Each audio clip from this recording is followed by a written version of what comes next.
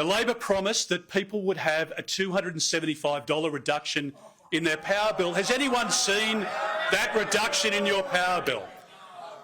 Instead, the power bills of average Australian households have gone up by $1,000. And they will continue to go up and up and up under Chris Bowen.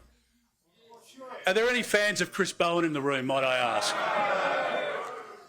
That was just a little integrity question to make sure there were no interlopers here. You passed that test with flying colours. That guy, I can tell you, is a wrecking ball through the economy. Chris Bowen possibly could be the worst minister in the Albanese government.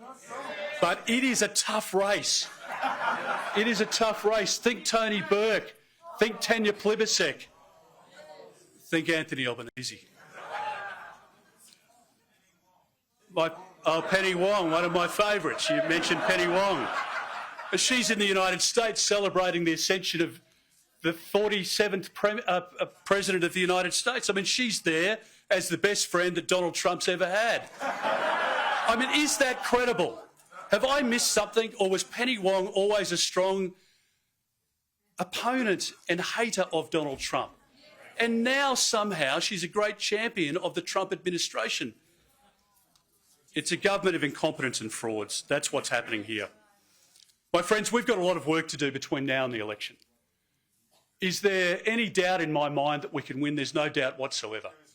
But it is an incredible task. As Susan and others pointed out before, 1931 is a long time ago, but there hasn't been a more incompetent government over the course of that history. A government needs to be voted out by people, but after one term, a coalition needs to be voted in. People need to tick both boxes. And we have set the preconditions for that. We have a united team, which means that we look like a credible alternative. We have worked hard on policy. The Shadow Expenditure Review Committee was meeting yesterday and again today. We are going through, in a professional way, options around policy, which will include responsible spending and downward pressure on inflation, which is essential to getting the economic piece right. We have not only conducted ourselves in a responsible way in terms of our loyalty to each other and our policy offerings, we have also, in doing that, put pressure on a bad government. Anthony Albanese's instinct, his every instinct, is bad. There's no question about that. But we haven't let this government up off the mat for 1 minute over the course of the last 2.5 years. And we should be incredibly proud of that. But it means the job is only half done. The candidates that you see before you today have been selected in good time so that they can connect with the community, so that they can work with great local members, some of whom have been acknowledged. And I really say thank you to the state team here today. To all of you, thank you for your loyalty to us, your support of the candidates, the fundraising. That is an essential element to our success. So we've selected in good time good candidates and people who are going to be wonderful members of Parliament.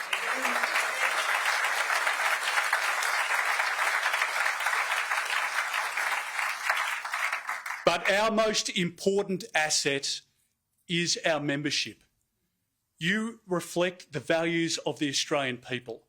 Through your hard work, your sacrifice, and your desire to see the best for our country, we need to rely on you to deliver us the seats that will help us form government.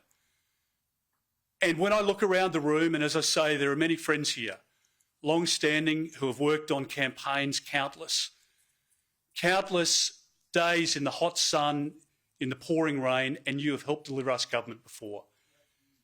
And we're calling on you once again. I've been a proud Liberal since I was 18 years of age, which is a long, long, long time ago.